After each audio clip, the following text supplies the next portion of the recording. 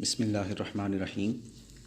Dear students, آج ہم inter part 1 کا سبق پڑھیں گے ابوالقاسم زہراوی، جسے حمید عسکری نے لکھا ہے، جن کی پیدائش ہے 1909 اور تاریخ وفات ہے 1971۔ حمید عسکری کا تعلق بھی چونکہ سائنسی سبجیکٹ سے تھا، اس لیے آپ ابوالقاسم زہراوی رحمۃ اللہ تعالیٰ علیہ سے بہت زیادہ متاثر ہوئے اور پھر آپ نے ان کی خدمات کو خراج عقیدت پیش کرتے ہوئے یہ پورا سبق لکھا ہے۔ تو آج ہم ابوالقاسم زہراوی سبق کا سٹارٹ کرتے ہیں۔ تو سب سے پہلے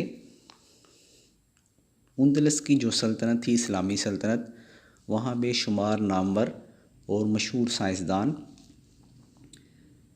جنہوں نے اپنی صلاحیتوں اور قابلیتوں کا لوہا منوایا ہے، ان میں ابوالقاسم زہراوی ایک ہیں۔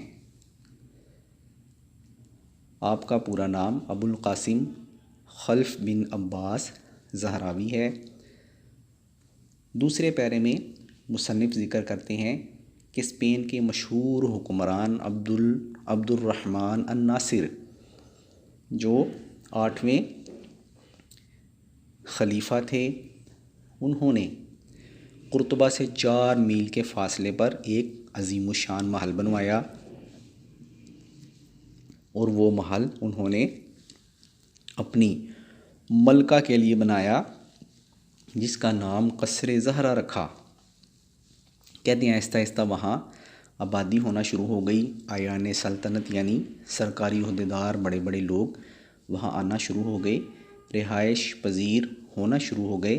اس کے بعد پھر وہ جگہ الزہرا کے نام سے مشہور ہو گئی۔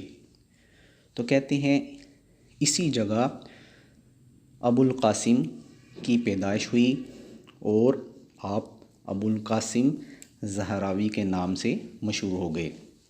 پھر ہم تیسرے پیرے کی طرف آ جاتے ہیں۔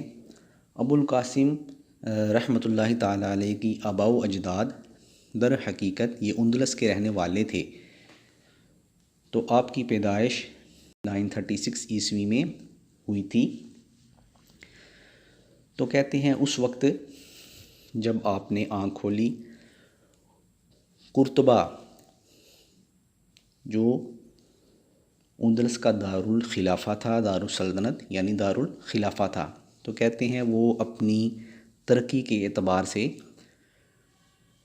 بڑا مشہور و معروف تھا، اور اس کی ترقی کا دار و مدار یا اس کی ترقی کا انحصار نہ صرف وہاں کے لوگوں پر تھا، بلکہ وہاں کی بے شمار چیزیں اس بات کو ثابت کرتی ہیں کہ یقیناً وہ ایک عظیم شہر تھا۔ مثلاً اس کی شان و شوکت کا اندازہ ہم اس بات سے لگا سکتے ہیں کہ وہاں 3800 مسجدیں تھیں۔ تو یہ تمام چیزیں بیٹا آبجیکٹیو میں آتی ہیں، ان کو آپ نے انڈرلائن کر لینا ہے۔ یہ تقریباً 9 چیزیں انہوں نے بیان کی ہیں۔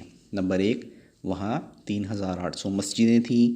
پھر اس کے بعد کہتے ہیں 60,000 سربا فلک عمارتیں یعنی آسمان کو چھونے والی بلند ترین عمارتیں موجود تھیں۔ پھر اسی طرح تیسرے نمبر پر مصنف بتاتے ہیں کہ وہاں 2 لاکھ عام لوگوں کے مکانات تھے۔ پھر چوتھے نمبر پر مصنف بتاتے ہیں کہ وہاں 8,000 دکانیں بھی موجود تھیں۔ 5ویں نمبر پر مصنف کہتے ہیں کہ وہاں 700 حمام بھی موجود تھے یعنی حجام خانے۔ اس کے بعد پھر 6 نمبر پر مصنف کہتے ہیں کہ قرطبہ کی آبادی 10 لاکھ لوگوں پر مشتمل تھی، یعنی آبادی بھی بہت زیادہ تھی۔ تو کہتے ہیں اس شہر میں تقریباً 50 سرکاری ہسپتال بھی موجود تھے، یعنی سرکاری طور پر لوگوں کا علاج کیا جاتا تھا۔ تو یہ نمبر 7 ہے۔ اس کے بعد نمبر 8 یعنی قرطبہ شہر کی جو شاہی لائبریری تھی، کہتے ہیں وہاں 2 لاکھ سے زائد کتابیں موجود تھیں۔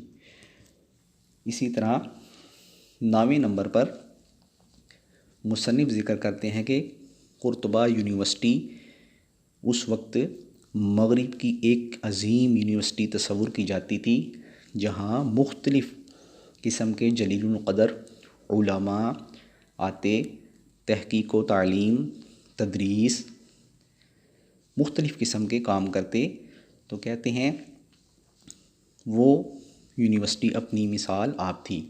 تو یہ 9 بنیادی چیزیں مصنف نے ذکر کی ہیں۔